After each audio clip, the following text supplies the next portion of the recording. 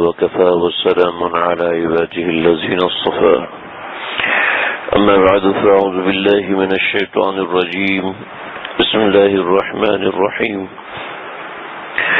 وما أرسلناك إلا رحمة للعالمين وقال تعالى وما أرسلناك إلا كافة للناس بشيرا ونذيرا وقال تعالى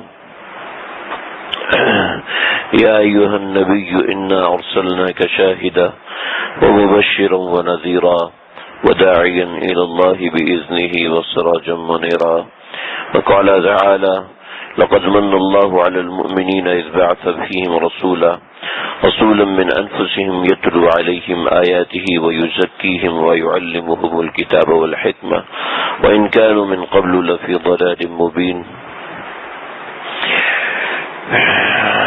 وقال النبي صلى الله عليه وسلم تصل من قطعك واشفع عمن ظلمك وقال النبي صلى الله عليه وسلم انما بعثت معلما او كما قال عليه الصلاة والسلام. چند آیات اور چند باتیں وہ تلاوت کی ہیں جن کے اندر اللہ نے اپنے نبی کو بھیجنے کی وجہ بتائی ہے کہ میں نے محمد عربی صلی اللہ علیہ وسلم کو کیوں بھیجا. ان کا ترجمہ مفہوم تفسیر تو بیان کرنا مقصد نہیں ہے، چند ایک مقصودی باتیں، اور اگر ان میں سے ایک دو بات بھی سمجھ میں آ جائے تو ہمارا یہاں بیٹھنا انشاءاللہ رائے گا نہیں جائے گا. اللہ ہمیں سمجھنے کی توفیق عطا فرمائے. اللہ ہمیں وہ بات سمجھنے کی توفیق عطا فرمائے جو اللہ ہمیں سمجھانا چاہتے ہیں.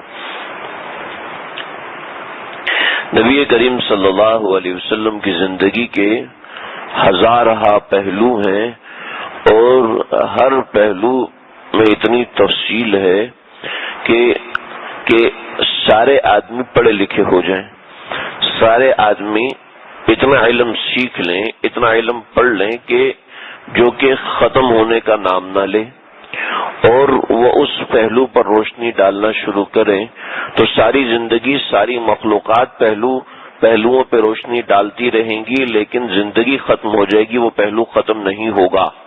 یہ میرا اور آپ کا ایک عقیدہ ہے، یہ میری آپ کی ایک سوچ ہے، اور کہ اللہ کے نبی کی زندگی کا ہر رخ کتنا وسیع ہے. لیکن اس میں سے وہ باتیں جس کے ذریعے سے ہمیں ایک کلیہ معلوم ہو جائے، جس کے ذریعے سے ہمیں ایک فارمولا پتہ چل جائے کہ یہ طریقہ کار ہے، اس طریقہ کار کے مطابق جینا ہے. اللہ کے نبی صلی اللہ علیہ وسلم تشریف لائے ہیں تو آپ کی آمد کا مقصد یہ نہیں ہے کہ لوگ خوشی منائیں. یہ آمد کا مقصد نہیں ہے. میں ادھر ادھر کی بات نہیں کر رہا، صاف قرآن سے بتا رہا ہوں. لقد من اللہ علی المؤمنین اذ بعث فیہم رسولا یتلو علیہم آیاتہ ویزکیہم ویعلمہم الکتاب والحکمہ. 4 باتیں بیان. میں نے اس لیے نبی بھیجا ہے. خوشی منانا ایک ضمنی بات ہے. بھئی آپ مسجد میں آئے ہیں، چپل پہننے کے لیے آئے ہیں. بھئی آدمی اچھے کپڑے پہن کے گھر سے نکلتے نا، تو آپ اپنے دفتر جاتے ہیں تو کپڑے پہننے کے لیے دفتر جاتے ہیں. کیوں بھئی؟ کپڑے پہننا اس کا ایک ضمنی عمل ہے. آپ صبح دفتر جاتے ہیں، اس سے پہلے منہ ہاتھ دھوتے ہیں، گھر سے نکلنے کی دعا پڑھتے ہیں. تو یہ اس لیے پڑھ رہے ہیں کہ اس لیے منہ ہاتھ دھو رہے ہیں، اس لیے یہ سارے اعمال کر رہے ہیں کہ یہ دفتر جانے کا مقصد ہے. چلے آپ منہ ہاتھ دھو کے پورا ہفتہ بیٹھ جائیں، پورا مہینہ بیٹھ جائیں تو تنخواہ آئے گی؟ جی نہیں آئے گی نا. منہ ہاتھ دھو کے کمرے میں بیٹھ جائیں تو پڑھائی ہونا شروع ہو جائے گی، کمائی ہونا شروع ہو جائے گی، بچوں کے پیٹ میں نوالے آنا شروع نہیں نا. یہ ایک ضمنی کام ہے. باہر نکلنے سے پہلے بندہ منہ ہاتھ دھوتا ہے، صاف ستھرا ہوتا ہے، پھر جاتا ہے نا. تو خوشی ہونا تو ایک ضمنی عمل ہے. اسی خوشی کو اگر مقصد بنا لیا جائے تو یہ بچوں والی بات ہے، یہ کوئی ایسی بات نہیں ہے. ہمارے ہاں ظلم یہ ہے کہ یہی ہوتا ہے کہ خوشی منائی جا رہی ہے، جی منائیے، ضرور منائیے، خوشی منائی جا رہی ہے، لیکن جو مقصد تھا کہ مرد عورتوں سے پردہ کریں، قل للمؤمنین یغضوا من ابصارہم، اسی جلسہ گاہ میں مرد عورتوں کو دیکھ رہے ہیں، عورتیں مردوں کو دیکھ رہی ہیں. الغنا رقیۃ الزنا، اللہ کے نبی نے تزکیہ کیا امت کا کہ جو گانا ہے وہ شیطان کا منتر ہے، جو بانسری ہے وہ شیطان کی سیٹی ہے. المزامیر جرس الشیطان کہ موسیقی کے آلات یہ شیطان استعمال کرتا ہے گھنٹی بجانے کے لیے. تو دیکھو گھنٹی بجنا، آپ لوگ بہت سے لوگ اسکول جاتے رہتے ہوں گے اور مدرسے میں پڑھنے والے ہوں گے، جب وقت تبدیل ہوتا ہے، دوسرا پیریڈ لگتا ہے تو گھنٹہ بجتا ہے نا، یہ ایک علامت ہے کہ گھنٹہ تبدیل ہو گیا. یہی علامت ہے نا. اب اگر گھنٹہ 1 منٹ پہلے بج جائے یا 1 منٹ بعد میں بج جائے تو کیا ہوتا ہے؟ ہوتا یہ ہے کہ وقت تو تبدیل ہو گیا لیکن علامت نہیں. جیسے علامت آتی ہے تو استاد اٹھ کے چلا جاتا ہے، لیکچر تبدیل ہو جاتا ہے، ایسے نا. تو جس کے گھر میں موسیقی بج رہی ہے یہ علامت ہے کہ شیطان موجود ہے. شیطان آپ کے گھر میں موجود ہے. اللہ کی لعنت اس گھر میں برس رہی ہے جہاں موسیقی بج رہی ہے، چاہے ہینڈ فری میں بج رہی ہے، چاہے سر عام بج رہی ہے، چاہے اونچی آواز میں بج رہی ہے، چاہے نیچی آواز میں بج رہی ہے. جس گھر میں گھنٹی بج رہی ہے، جس گھر میں گھنٹی میں موسیقی بج رہی ہے، اس گھر میں شیطان موجود ہے. اللہ کی رحمت کیسے آ جائے گی؟ کس طریقے سے اللہ کی رحمت آ جائے گی؟ اب ایک کانفرنس ہو رہی ہے، ایک میلاد ہو رہا ہے، ایک اجتماع ہو رہا ہے، اور اس اجتماع کے اندر ساری وہ چیزیں کی جا رہی ہیں، جو کہ اللہ کے نبی کی تعلیمات کے خلاف ہیں. تو یہ کیا ہے؟ یہ کون سی محبت ہے؟ یہ کون سا طریقہ ہے؟ ہمارے آقا صلی اللہ علیہ وسلم اگر آج کے زمانے میں ہوتے تو کیا اس راج کو، اس ڈھول کو دیکھ کے خوش ہوتے؟ خیر میرا یہ مقصد نہیں ہے، بات آئی تو میں نے تھوڑی سی بات ضمناً عرض کر دی. خوشی ہونا یہ مقصد نہیں ہے، خوشی ہونا یہ محبت کا تقاضا ہے، لیکن یہ مقصد نہیں ہے. بھئی آپ اپنے بھائی کے گھر جا رہے ہو، تو آپ اس کے ساتھ فروٹ لے کے جاتے ہیں، بچوں کے لیے کھلونا لے کے جاتے ہیں. تو آپ کا وہاں جانے کا مقصد فروٹ لے کے جانا تھا، وہاں جانے کا مقصد کھلونے لے کے جانا تھا، وہاں جانے کا مقصد بھائی سے ملنا تھا، بھائی سے ملاقات کرنی تھی، اس کی تیمارداری کرنی تھی، اس کی خیریت معلوم کرنی تھی. یہ مقصد تھا جانے کا. یہ مقصد نہیں تھا فروٹ لے کے جانا، یہ مقصد نہیں تھا مٹھائی لے کے جانا، بچوں کے لیے کھلونے لے کے جانا، یہ مقصد نہیں تھا. یہ ضمنی چیز ہے اور یہ تقاضا، طبیعت کا تقاضا ہونی چاہیے. اس میں تو بحث ہی نہیں ہے، اس میں تو بات ہو ہی نہیں سکتی. جو اللہ کے نبی کو مانتا اس کی آمد کی خوشی نہ ہو، یہ تو بے وقوفی والی بات ہے. یہ تو ایمان کا حصہ ہے. ہمارے لا یؤمن احدکم حتی اکون احب الیہ من والدہ وولدہ والناس اجمعین. تو بس اب یہ چونکہ وہ لوگ جلوس نکالتے تو وہ لوگ چونکہ امام حسین کی محبت میں نکالتے تو ہم اللہ کے نبی کی محبت میں نہ نکالیں تو نقل ہو گئی. ہم ان کی نقل کر رہے ہیں، یہ تو محبت پوری تھوڑی کر رہے ہیں، یہ تو ہم ان کی نقل کر رہے ہیں. دوستو محبت کے انداز میں کی جاتی ہے، محبت کے طریقے سے کی جاتی ہے. خیر تو بات طبعاً نکل گئی. اللہ کے نبی جو تشریف لائے تھے بہت سی تعلیمات تھیں. میں آج صرف ایک تعلیم عرض کروں گا، صرف ایک تعلیم. اللہ کرے یہ میرے اور ہم سب کے دل میں اتر جائے. مختصر سا وقت ہے. یہ ایک تعلیم اگر ہم نے لینا شروع کر دی اور ہر جمعے ہر ہفتے میں ایک تعلیم ہم لے لیں، ایک تعلیم ہم سمجھ لیں تو انشاءاللہ بیڑا پار ہو جائے گا. 1 سال کے اندر 52 تعلیمات پہ جو شخص عمل کرے تو 2 سال کے اندر وہ 104 تعلیمات پہ عمل کر رہا ہے. 3 سال کے اندر وہ 156 تعلیمات پہ عمل کر رہا ہے. 4 سال میں یوں بڑھتا جائے گا.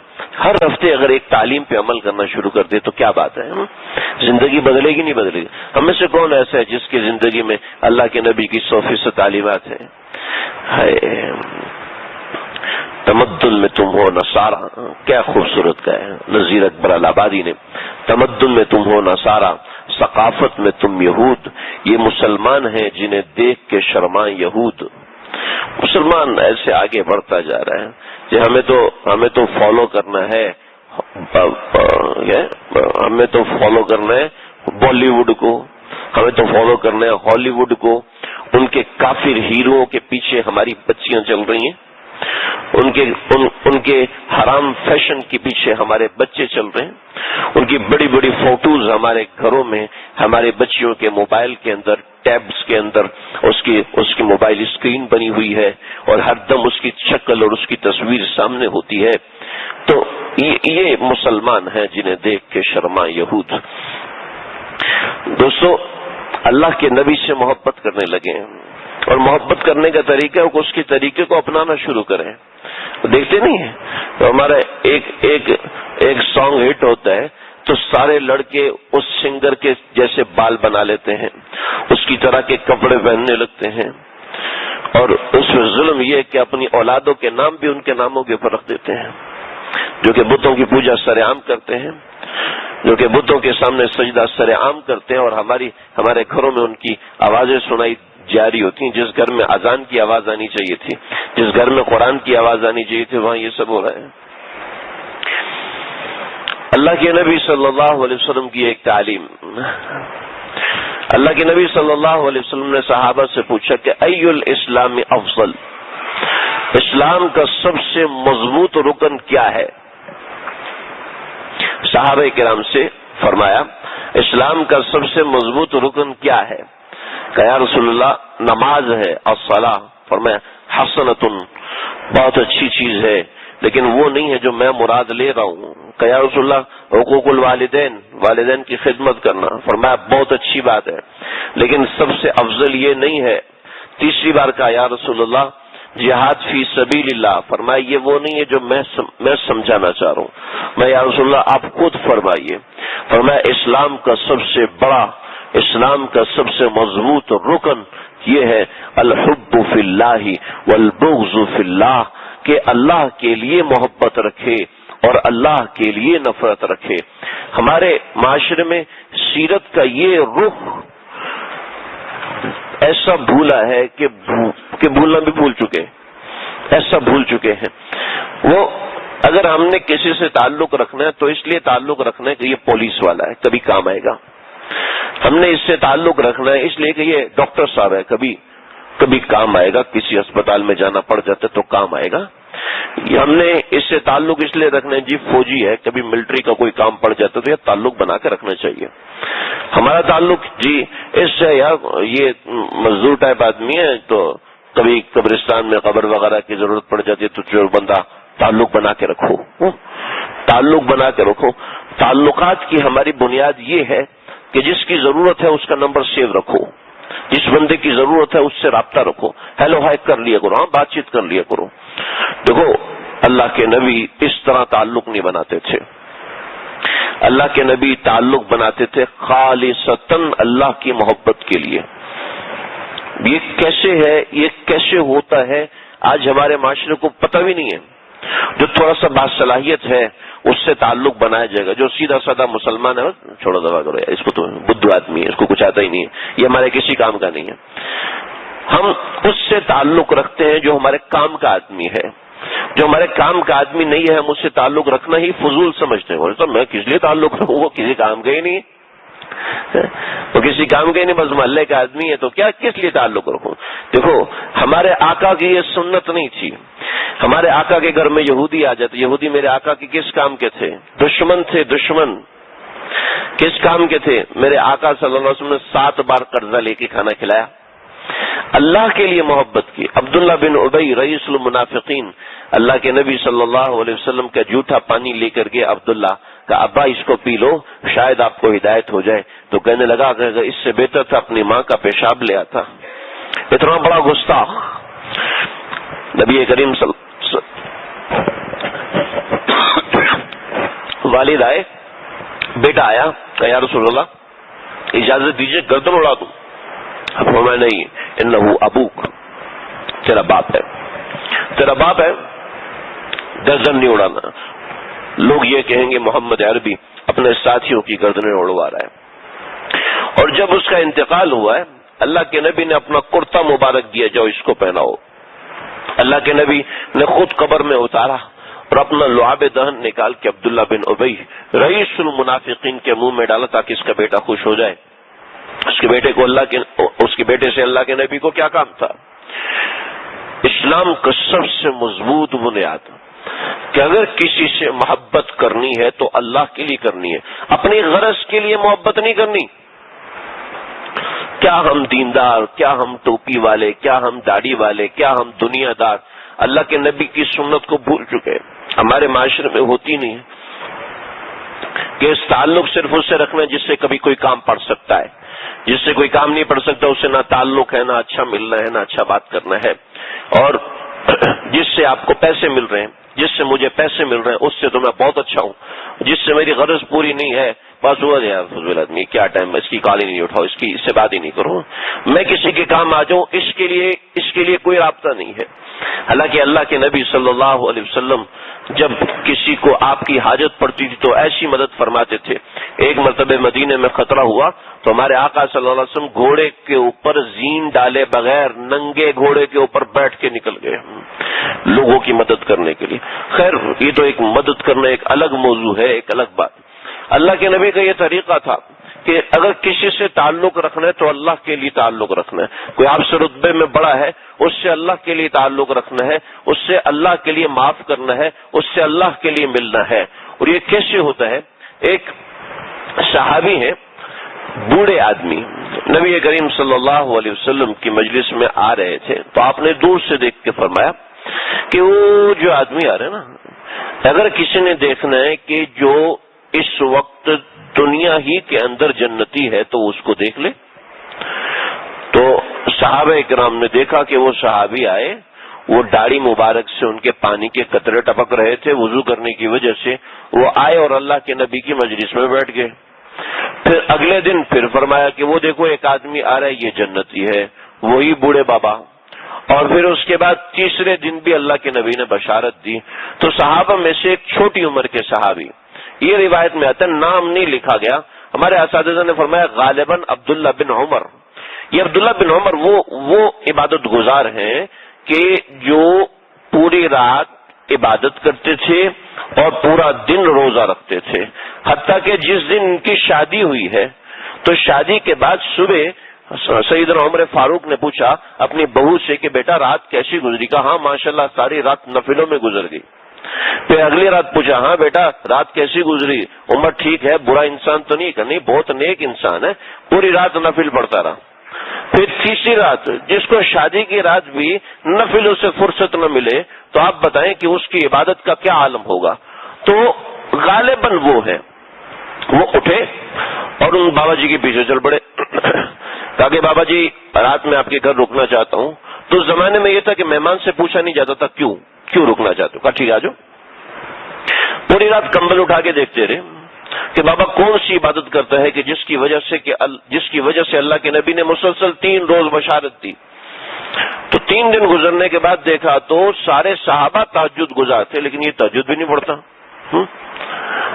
یہ کیسی عبادت؟ اب رات کو سوتا ہے کھیستان کے صبح، اور میں تو پوری رات تہجد پڑھتا ہوں، پوری رات عبادت کرتا ہوں، مجھے یہ ثواب نہیں ملا اور اتنا بڑا اجر اس کو مل رہا ہے. تو 3 دن کے بعد پوچھا کہ آپ کے لیے اللہ کے نبی نے یہ بشارت دی تھی، میں جاننا چاہتا ہوں کہ کون سا عمل ہوگا. کہا جی مجھے کوئی پتہ نہیں ہے کون سا عمل ہوگا. اس کو پکڑو بھائی کون سا عمل ہے، لیکن بس یہ ہے ایک عمل مجھے یاد آتا ہے کہ میں ہر ایک سے اللہ کے لیے تعلق رکھتا ہوں. اگر کوئی مجھ سے برا سلوک کرتا ہے تو رات کو سونے سے پہلے اس کو معاف کر کے سوتا ہوں، اپنا دل صاف کر لیتا ہوں. مجھے بس یہ لگتا ہے کہ شاید یہ عمل ہے جو پوری رات کی عبادت اور پورے دن پورے سال کے روزے سے بڑھ کر ہے کہ دوسرے سے تعلق رکھے اللہ کے لیے. ہمارا تعلق دوسرے سے، یار اس سے کوئی کام پڑے گا لہذا اس سے رابطہ بڑھاؤ، اس سے تعلق بڑھاؤ. اللہ کے نبی نے فرمایا لعن عبد الدینار ولعن عبد الدرہم، لعنت ہے اس بندے پر جو پیسے کی وجہ سے دوسرے سے تعلق رکھے، لعنت ہے اس بندے پر جو کہ پوسٹ کی وجہ سے کسی سے تعلق رکھے. ہمارے عمل کے اندر نبی کریم صلی اللہ علیہ وسلم کا یہ طریقہ نکل چکا. چنانچہ اپنی اولاد سے بھی ویسا تعلق نہیں ہوتا، اپنے ماں باپ سے زیادہ تعلق اپنے باس سے ہوتا ہے، اور اپنے بھائیوں سے، اپنی بہنوں سے زیادہ تعلق اس سے ہوتا ہے جو آپ کو سیلری دیتا ہے، جو ہمیں سیلری دیتا ہے، جو ہمارے گھر بار کا خیال رکھتا ہے، زیادہ تعلق اس سے ہوتا ہے، اور جو ہمارے رشتہ دار جن کا حق ہمارے ذمہ ہے، بیوی بچوں کا حق ہمارے ذمہ ہے، ان سے زیادہ گہرا تعلق دوسروں سے ہوتا ہے کہ جو ہمارے گھر بار کو چلا رہے ہوتے ہیں، یعنی جو ہمیں تنخواہ دے رہے ہوتے ہیں، یا جن سے ہمارے تعلقات وابستہ ہوتے ہیں، کہ بیوی سے بات نہیں کرے گا لیکن دوستوں سے بات کرے گا کہ یہ مشکل وقت میں کام آ سکتے ہیں، اور یاروں سے بات کرے گا اس لیے کہ یہ میری فلاں غرض پوری کرتے ہیں، تو ایسے شخص کو بہت ہی برا کہا گیا ہے۔ تو اگر اللہ کے نبی کی زندگی کی صرف دعائیں دیکھیں، حضرت مولانا منظور احمد نعمانی صاحب رحمۃ اللہ علیہ ہمارے ہندوستان کے بہت بڑے عالم تھے، اور پاکستان میں بہت کثرت سے آنا جانا تھا، پاکستان میں مستقل درس قرآن دیا کرتے تھے۔ ایک معرف القرآن 8 جلدوں کی ایک تفسیر بھی حضرت مولانا منظور احمد نعمانی صاحب کی لکھی ہوئی ہے۔ اور حضرت مولانا منظور احمد نعمانی صاحب دامت برکاتہ رحمۃ اللہ علیہ، ان کے پاس 2 عیسائی آئے، ایک آدمی اور ایک عورت، اور دونوں بڑے اچھے ایجڈ تھے، 45 سال 50 سال کے درمیان ان کی عمر تھی۔ کہنے لگے کہ ہم ہندو مذہب میں پیدا ہوئے، اور ہندو مذہب میں پیدا ہونے کے بعد ہم نے مطالعہ کیا، ہم ایسے الڑ نہیں بیٹھے کہ بس جو ہے مولوی صاحب نے بتا دیا تو بس ٹھیک ہے، ہم ایسے نہیں بیٹھے، ہم نے مطالعہ کیا، ہم نے کتابوں کو پڑھا۔ جب ہم نے کتابوں کو پڑھا تو ہندو مذہب کے اندر ہمیں اشکالات پیدا ہوئے، جب ہم ان کے بڑوں کے پاس گئے تو کوئی ہمارے اشکالات کو حل نہ کر سکا، تو ہم نے عیسائیت کو قبول کیا، یہودیت کو قبول کیا۔ یہودیت میں ہمیں اشکالات ہوئے تو ہم نے عیسائیت کو قبول کیا۔ اب جب ہم نے عیسائیت کو قبول کیا ہے تو عیسائیت کے اندر ہمیں بہت سے سوالات ہیں، ہمارا سوال نامہ ہے، تو آپ ہمیں اسلام کے بارے میں بتائیے، ہم بہت دور سے آئے ہیں، ہم اپنا خرچہ خود کریں گے، آپ ہمیں وقت دے دیجئے اور ہم قریب میں ہوٹل میں رہیں گے، روزانہ اگر آپ ہمیں 1 گھنٹہ دے دیں تو ہم آپ کے پاس وقت مقرر پر آ جائے کریں گے۔ تو انہوں نے حضرت مولانا منظور احمد نعمانی صاحب نے فرمایا ٹھیک ہے، آپ تشریف لائیں۔ چنانچہ وہ حضرات آئے تو ان کے بیٹے جنہوں نے یہ قصہ سنایا، فرمایا ان کا سب سے پہلا سوال یہ تھا کہ اللہ تعالی کہاں ہے اور اللہ سے میری کیسے ملاقات ہو سکتی ہے؟ میں اللہ کو دیکھنا چاہتا ہوں جس اللہ کی آپ عبادت کرتے ہیں۔ تو مولانا منظور احمد نعمانی صاحب نے بڑا خوبصورت جواب دیا، فرمایا میں معافی چاہتا ہوں، میں نے اللہ کو دیکھا نہیں ہے، میں اللہ سے ملا نہیں ہوں، ہاں لیکن جس شخص نے اللہ کو دیکھا ہے، جو شخص اللہ سے ملا ہے، وہ ہے ہمارے پیارے آقا صلی اللہ علیہ وسلم۔ میں اس شخص کو اتنا اچھے طریقے سے جانتا ہوں جتنے اچھے طریقے سے میں اپنے ماں باپ کو بھی نہیں جانتا، لہذا اگر آپ کہتے ہیں تو میں اس شخص کا آپ سے تعارف کراتا ہوں۔ تو فرماتے ہیں کہ روزانہ ایک پہلو بتاتے ہیں، روزانہ ایک پہلو، اور جب 13واں دن تھا، 13ویں دن میں آقا صلی اللہ علیہ وسلم کی دعاؤں کا ذکر ہوا، تو فرمایا کہ جب آقا صلی اللہ علیہ وسلم کی دعاؤں کو ذکر کرتے کرتے 2.5 گھنٹے گزرے تو پردے کے پیچھے سے اس صاحب کی اہلیہ چیخ اٹھی، مولوی صاحب بس کرو، ہمیں اپنے نبی کے دین پر لے آؤ، اس لیے کہ جس کی دعائیں اتنی خوبصورت ہیں تو اس کے مقصد کتنے خوبصورت ہوں گے۔ دوستو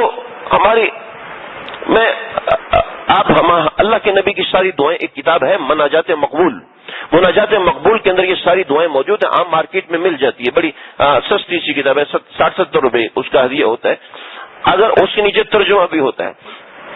اگر ہم اللہ کے نبی کی دعائیں دیکھیں تو اب یقین کیجئے ہماری دعائیں اور اللہ کے نبی کی دعاؤں میں زمین آسمان کا فرق ہے۔ لیکن اگر اللہ کے نبی کے زمانے میں جو منافقین دعائیں کرتے تھے، یقین کیجئے ہماری دعائیں ان کے ساتھ ملتی ہیں۔ اللہ بڑا کوٹھا دیتے، بڑا گھر دیتے، اللہ جی بڑی سی بلڈنگ ہو، اللہ جی اتنے پیسے آ جائیں، اللہ جی یہ مال آ جائے، ہماری دعائیں یہ ہوتی ہیں ساری۔ ٹھیک ہے، مال مانگنا منع نہیں ہے، اللہ سے مال مانگنا کوئی منع نہیں ہے، امیری مانگنا کوئی منع نہیں ہے، اسیری سے بچانا اپنے آپ کو کوئی منع نہیں ہے، لیکن ارے یہ دعائیں بھی تو مانگے، اللہ اپنا قرب دے دے، اللہ اپنا ایسا تعلق دے دے کہ ہم اور تم آگاہ ہوں اس ربط خفی سے، معلوم کسی اور کوئی اعراض نہیں ہے، ہمارا سارا تعلق ہی مخلوقات سے ہے۔ دوستو تھوڑا سا تعلق اللہ سے جوڑیں، یہ اللہ کے نبی کی زندگی کا رخ ہے کہ کچھ دیر کے لیے اپنے آپ کو 15-20 منٹ کے لیے یقین کیجئے آپ اپنے آپ کو اللہ کے سامنے بٹھائیں، اللہ جی بس میں اور آپ ہیں، بس اب میرے اور آپ کے درمیان یہ تسبیح کے دانے بھی نہیں ہیں، میرے اور آپ کے درمیان میرے بچے اور یہ کوئی نہیں ہے، اب میں ہوں اور آپ ہیں، اور باتیں تو ہیں ہر دم مگر آواز نہیں ہے۔ اب یقین کیجئے آپ اپنے دل میں اللہ کا وجود محسوس کریں گے، اگر آپ نہ محسوس کریں میں یہاں ہوتا ہوں، آ کے مجھ سے پوچھ لینا کہ میں نہیں کر رہا کیا وجہ ہے۔ یقین کیجئے جتنے لوگوں نے بات مانی ہے، کئی لوگوں نے کہا ہے کہ جب ہم آنکھیں بند کر کے اپنے اللہ سے بات کرنے لگتے ہیں تو سینہ شکایتوں سے بھر جاتا ہے، اپنے آپ سے شرمندگی ہونے لگتی ہے۔ دوستو یہ طریقہ ہے اللہ کے قرب پانے کا، اللہ کے نبی کا یہ طریقہ اپنائیں، ایک طریقہ اپنائیں۔ میں نے آج ایک طریقہ بتایا، ہزاروں طریقے ہیں، ہزاروں باتیں ہیں کہ اللہ سے مانگنا، اللہ سے تعلق، مخلوق کے ساتھ تعلق اللہ کے لیے، لوگوں سے تعلق اللہ کے لیے ہو، لوگوں سے تعلق اغراض کے لیے نہ ہو کہ یار یہ ایسا آدمی، یہ ایسا آدمی، ٹھیک ہے ان کی اغراض سے مجھے فائدہ ہے، میری ضرورت ہے، اس کو ضرورت کی حد تک رکھیں، اس کو مقصد نہ بنائیں۔ مقصد یہ ہو کہ ہر چیز میں اللہ سے مانگنا ہو، ہر چیز میں، ہر عمل میں اللہ سے۔ دیکھو اگر بٹن آن کرے اور پنکھا نہ چلے تو اس کا کیا مطلب ہوتا ہے؟ اس کا مطلب ہے پیچھے بجلی نہیں ہے۔ عام طور پہ یہ ذہن میں خیال نہیں جاتا پنکھا خراب ہے، عام طور پہ یہ ہوتا ہے کہ بجلی نہیں ہے اس وجہ سے روشنی نہیں ہو رہی، لیکن جب ہماری دعا قبول نہیں ہوتی تمہارا یہ خیال کیوں نہیں جاتا کہ اللہ کی مشیت نہیں تھی؟ اس کا مطلب ہے کہ ہمارا علم وہاں تک نہیں پہنچا، اور اس علم کے لیے آپ کو بہشتی زیور مولوی صاحب کے پاس آنے کی ضرورت نہیں ہے، کچھ تنہائی میں بیٹھیں، کچھ اللہ سے تعلق لگائیں۔ یہ سیرت کا ایک پہلو ہے۔ ہمارے آقا صلی اللہ علیہ وسلم روزانہ رات کا ایک حصہ مقرر کرتے تھے جس میں لی مع اللہ وقت۔ ایک مرتبہ حضرت عائشہ رضی اللہ تعالیٰ نے عرض کیا یا رسول اللہ کیا حال ہے؟ منع تھی، کون ہے تو؟